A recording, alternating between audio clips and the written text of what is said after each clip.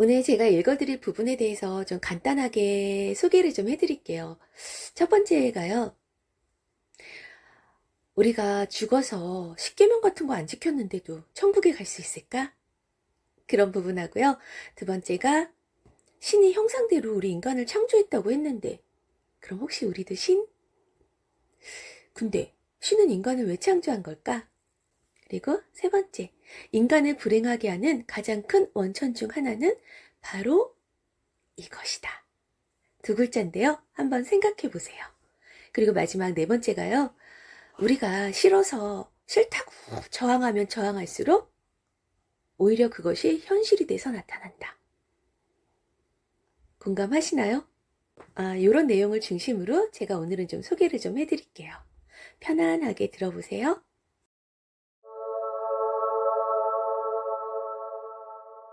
천국에 가기 위해 십계명을 지켜야 하는 건 아니군요. 천국에 가는 일 같은 건 존재하지 않는다. 너희가 이미 그곳에 있음을 아는 것만이 있을 뿐이며 수고나 애씀이 아니라 받아들임과 이해만이 있을 뿐이다. 자신이 이미 서 있는 곳으로 갈 수는 없는 법이다. 그렇게 하려면 너희가 있는 곳에서 떠나야 하는데 그것은 그 여행 전체의 목적을 좌절시킨다. 대다수 사람들이 자기네가 있고 싶은 곳에 가려면 자기네가 지금 있는 곳을 떠나야 한다고 생각하는 건 역설이다. 그리하여 그들은 천국에 가려고 천국을 떠난다. 그래서 지옥을 지나가고 깨달음이란 어디도 갈 데가 없다는 것과 아무것도 할 일이 없다는 것, 지금 있는 꼭 그대로의 자신 이외에 다른 어떤 존재도 될 필요가 없다는 것을 이해하는 것이다. 너희는 어디에도 있지 않은 곳으로 가고 있다. 너희가 말하는 식의 천국이란 어디에도 nowhere 없다. 이 단어에서 W와 H 사이를 약간 벌려보라. 그러면 너희는 천국이 지금 now, 여기 here라는 걸 알 것이다. 누구나 다 그렇게 얘기합니다. 누구나 다요. 그런 얘기가 제일 미치게 합니다. 천국이 지금 여기 있다면 어떻게 제가 그걸 모를 수가 있죠? 어째서 저는 그걸 느끼지 못하죠? 게다가 세상은 왜 이렇게 엉망진창입니까? 네가 김빠지 하는 건 이해가 간다. 이 모든 걸 이해하려는 건 누군가에게 이걸 이해시키려는 일만큼이나 김빠지는 일일 테니까. 와, 잠깐만요. 신또 김빠져 한다고 말씀하시려는 건가요? 김빠져 한다는 걸 누가 발명했다고 생각하느냐? 그리고 너는 내가 할 수 없는 어떤 걸 네가 체험할 수 있다고 상상하느냐? 분명히 얘기하는데 너희가 겪는 체험은 모두 내가 겪는 것이다. 너희를 통해 나 자신을 체험하고 있는 걸 모르겠느냐? 그렇지 않다면 이 모든 일들이 왜 일어난다고 생각하느냐? 너희가 없으면 나는 나 자신을 알 수 없다. 나는 내가 누구인지 알기 위해서 너희를 창조했다. 그런데 나는 한 장 속에서 나에 대한 내 모든 환상을 깨지는 않을 것이다. 따라서 네가 신이라 부르는 가장 숭고한 형태의 나는 짜증스러움을 체험하지 않는다고 말하겠노라. 휴, 그 편이 좀 낫군요. 당신은 잠시 나를 즐겁하게 했어요. 하지만 그건 내가 김 빠져 할 수 없어서가 아니다. 단지 내가 그러기를 선택하지 않기 때문이다. 그리고 너 역시 나와 똑같은 선택을 할 수 있다. 김 빠져 하든 않든 간에 저는 여전히 천국이 어떻게 지금 여기 있을 수 있는지, 그런데도 제가 왜 그걸 체험하지 못하는지 궁금합니다. 자신이 모르는 걸 체험할 수는 없다. 그리고 너희는 천국을 체험하지 못했기 때문에 자신이 바로 지금 천국에 있음을 모른다. 보다시피 너희에게 이것은 악순환이다. 너희는 자신이 모르는 걸 체험할 수 없고, 즉 체험할 방법을 아직 찾아내지 못했고, 너희는 자신이 체험하지 못한 것을 알 수 없다. 내가 이런 설명을 하는 건 너희가 체험하지 못한 것을 알아내고 그리하여 그것을 체험해 보라는 것이다. 알문 체험으로 들어가는 문을 열어준다. 그런데 너희는 그 반대라고 상상한다. 사실 너희는 너희가 체험한 것보다 훨씬 더 많은 것을 알고 있다. 단지 자신이 안다는 걸 모를 뿐이다. 예컨대 너희는 신이 존재함을 안다. 하지만 자신이 그걸 안다는 걸 모를 수도 있다. 그래서 너희는 늘상 서성거리며 신을 체험하길 기다리고 있다. 너희가 신을 체험하는 동안에도 줄곧 결국 너희는 알지 못한 채 체험하고 있는 것이다. 이것은 그 체험을 전혀 하지 못한 것과 같다. 그런데 참된 영적인 삶을 살려면 돕기가 꼭 필요한가요? 그렇다. 궁극에 가서 모든 영혼은 사실이 아닌 걸 버리며 너희가 영위하는 삶에서는 너희와 나와의 관계를 제외하고는 어떤 것도 사실이 아니기에. 하지만 자기 부정이라는 고전적인 의미에서의 극기는 불필요하다. 참된 성각자는 어떤 것도 버리지 않는다.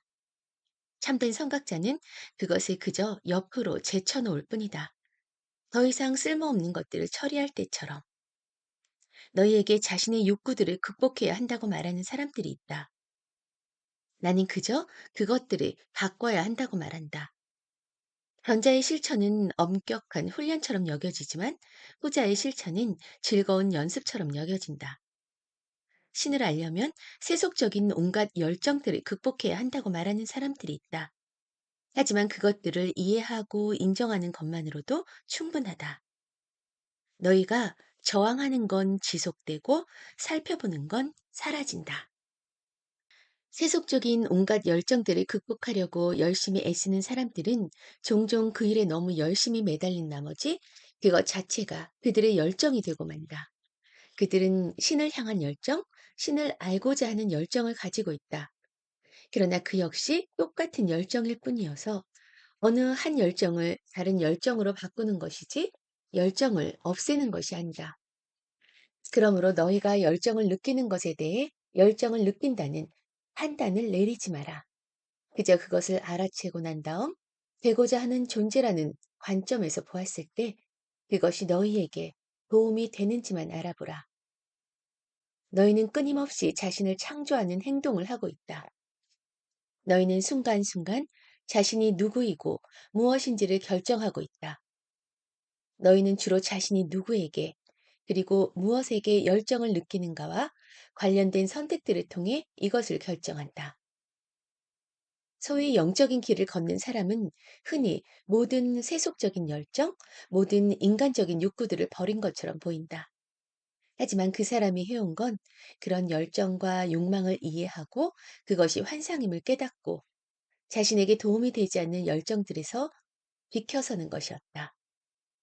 그동안에도 계속해서 열정이 자신에게 안겨준 환상, 곧 완전히 자유로울 수 있다는 환상을 사랑하면서 열정은 존재가 행동으로 바뀜을 사랑하는 것이다.